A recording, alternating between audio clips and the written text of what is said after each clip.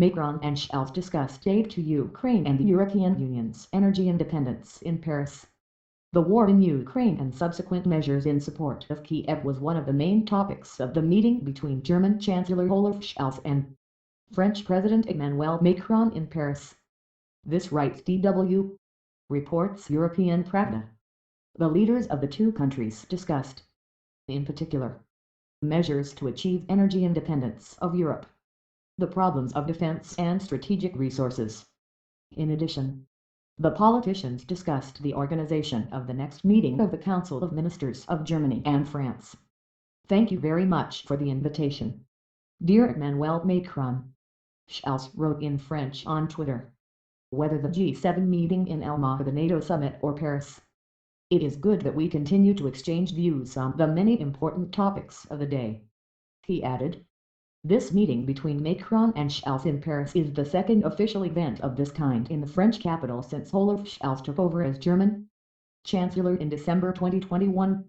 Earlier, Ukrainian Foreign Minister Dmytro Kuleba said that it was Macron who helped convince Scholz of the need to grant Ukraine candidate status to join the European Union. The Russians launched missile strikes on Nikolaev. 7 apartment buildings were damaged.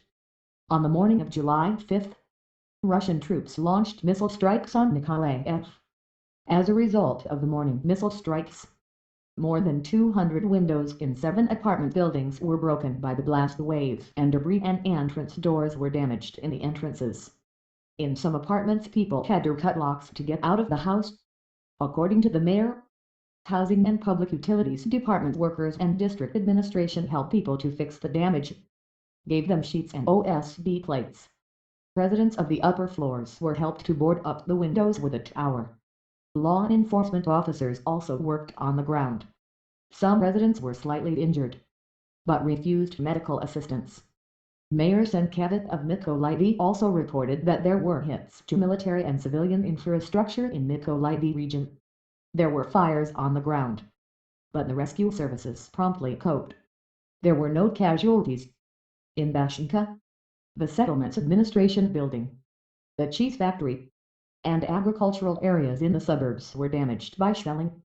In the village of Lyman, an enemy shell hit near the school. The building was damaged by a shockwave.